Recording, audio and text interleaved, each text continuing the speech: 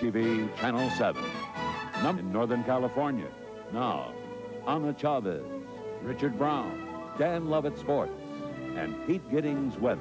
This is Channel 7 News at 6. Next, 1 month after the East Bay fire, people burned out of a huge apartment complex have to fight for the chance to salvage possessions. Crews began sifting through the rubble of the Parkwoods apartments today. For the first time since the East Bay fire destroyed the complex, hundreds of people were left homeless. And as Channel 7's Willie Monroe reports, there isn't much hope that anything can be salvaged. There was little hope of finding much useful property in the debris of the Parkwoods apartment complex, but work crews are searching anyway since residents can't themselves. It took us several weeks to account for every single resident.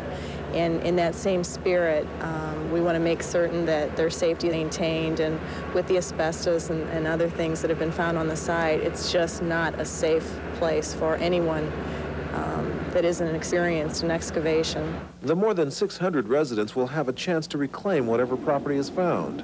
But residents like Chuck Johnson aren't optimistic. It was a lovely place to come home to, and here it's now ruins, you know, and it's something that's unbelievable. It's like looking at a dead friend. For Johnson, it was more than home. It was also his business, headquarters for his Soul Beat television network, which is broadcast on cable outlets across the country. Today, he operates out of another East Oakland office, but the 10,000 videotape library with much historical footage is lost. He went back after the fire to take these pictures, showing the charred plastic circles that used to be videotape.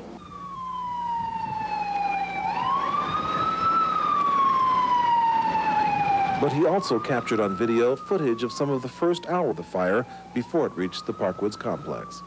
By the time I picked up my Handycam and started to shoot, the blaze had covered the whole perimeter, you know, and it was gaining fast on the roofs of the complex.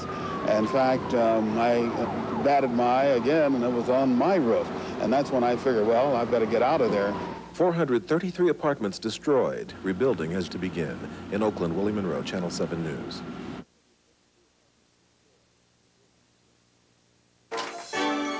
'24 Hour News continues from News Center 4 at 6.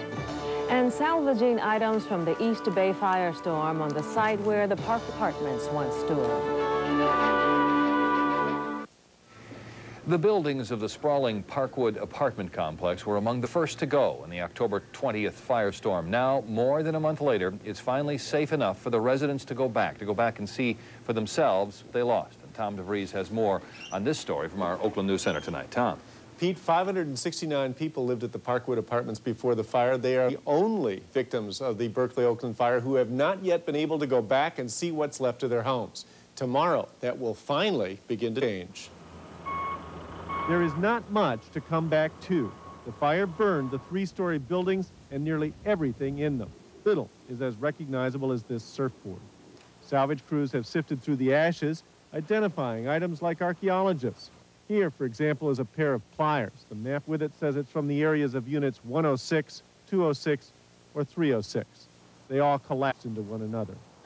Here's a decorative metal horse. Over there, a sewing machine. This weekend, beginning with the so-called 160 building, where the search is complete, residents will be able to come and look for their things. Items have been tagged, and that way we will be able to direct the residents to the general area where their apartment was. But they won't be allowed to go back to the real apartment. They will not be allowed back on top of the slab. It's just not safe enough. Work continues on the other 6 apartment buildings in the complex. Residents of those buildings will be invited back later.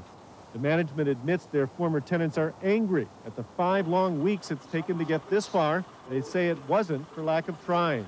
Our emphasis has been on making sure that it's, first of all, safe for people to get up there and start sift through debris, and it's taken that amount of time. The management is concerned about liability. They say they have a different set of legal problems, in a sense, than people who own private homes, so they're being very careful. The people who go back there to identify their belongings tomorrow will have to sign affidavits that it's theirs, that they're the same people who lived in the apartment, and the whole episode will be videotaped. So they're being very, very careful. They also have another problem. Tempers have been very high during this 5 weeks that it's taken to let the people back in there.